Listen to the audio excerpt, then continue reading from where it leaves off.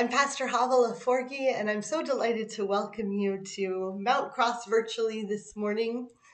Today, I'm going to read a great story, one that has inspired sci-fi movies, apocalyptic films, and some great writing, and certainly inspires a lot of dark imagination. Daniel, chapter 7. Enjoy. I have to take my glasses off to read.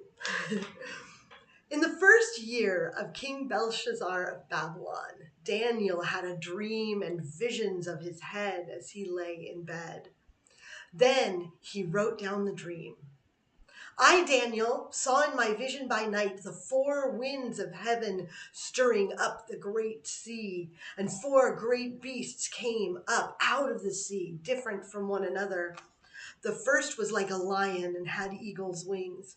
Then, as I watched, its wings were plucked off, and it was lifted up from the ground and made to stand on 2 feet like a human being. And a human mind was given to it. Another beast appeared, a second one that looked like a bear. It was raised up on one side, had 3 tusks in its mouth among its teeth, and was told, "Arise, devour many bodies." After this, as I watched, another appeared like a leopard. The beast had 4 wings of a bird on its back and 4 heads, and dominion was given to it. After this, I saw in the visions by night a 4th beast, terrifying and dreadful and exceedingly strong. It had great iron teeth and was devouring, breaking in pieces, and stamping what was left with its feet. It was different from all the beasts that preceded it, and it had 10 horns. I was considering the horns when another horn appeared, a little one coming up among them. To make room for it, 3 of the earlier horns were plucked up by the roots. There were eyes like human eyes in this horn, and a mouth speaking arrogantly. As I watched, thrones were set in place, and an ancient one took his throne. His clothing was white as snow, and the hair of his head like pure wool. His throne was fiery flames, and its wheels were burning fire. A stream of fire issued and flowed out from his presence. 1,000,000 served him, and 10,000 times 10,000 stood attending him. The court sat in judgment, and the books were opened. I watched then, because of the noise of the arrogant words that the horn was speaking.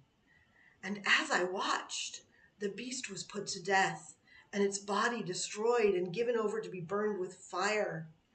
As for the rest of the beasts, their dominion was taken away, but their lives were prolonged for a season and a time. As I watched in the night visions, I saw one like a human being coming with the clouds of heaven.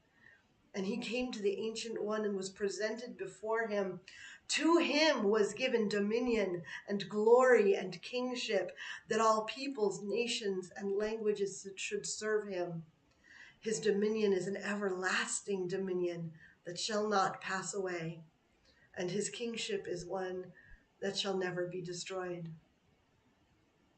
As for me, Daniel, my spirit was troubled within me, and the visions of my head terrified me. I approached one of the attendants to ask him the truth concerning all this. So he said that he would disclose to me the interpretation of the matter. As for these 4 great beasts, 4 kings shall arise out of the earth, but the holy ones of the Most High shall receive the kingdom and possess the kingdom forever, forever and ever.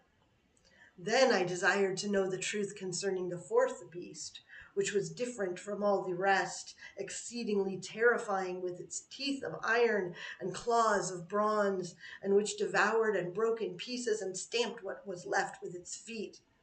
And concerning the 10 horns that were on its head, and concerning the other horn, which came up, and to make room for which 3 of them fell out, the horn that had eyes and a mouth that spoke arrogantly, and that seemed greater than the others. As I looked, This horn made war with the holy ones and was prevailing over them until the Ancient One came. Then judgment was given for the holy ones of the Most High, and the time arrived when the holy ones gained possession of the kingdom. And this is what he said. As for the fourth beast, there shall be a fourth kingdom on earth that shall be different from all the other kingdoms. It shall devour the whole earth and trample it down and break it to pieces. As for the 10 horns, out of this kingdom 10 kings shall arise, and another shall arise after them. This one shall be different from the former ones, and he shall put down 3 kings. He shall speak words against the Most High, shall wear out the holy ones of the Most High, and shall attempt to change the sacred seasons and the law. And they shall be given into his power for a time, 2 times, and half a time. Then the court shall sit in judgment, and his dominion shall be taken away to be consumed and totally destroyed. The kingship and dominion and the greatness of the kingdoms under the whole heaven shall be given to the people of the holy ones of the Most High. Their kingdom shall be an everlasting kingdom, and all dominions shall serve and obey them. Here the account ends.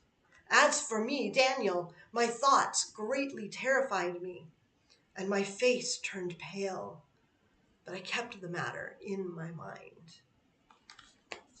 Word of God, word of life. Thanks be to God. As I said, that's the 7th chapter of the book of Daniel. I love the apocalyptic literature of the Bible, like Daniel, like Ezekiel, like even a portion of the Gospel of Mark. And maybe it's some weird piece of me that just has glee at the strange things the images do to my head. And maybe it's because in apocalyptic literature, I find hope. Those beasts, they were there in the time of Daniel. They were there in so many times of the world, and they're here now. I've had some conversations lately about how everything happening right now just seems to be layer upon layer upon layer. Inflation, housing crises, escalating violence, a resurgence of COVID infections, storms, floods, fires. One person I spoke to reflected that what we're experiencing right now and what so many people are experiencing might be similar to how people felt in the American Midwest during the Dust Bowl and the Depression, when everything just kept piling up.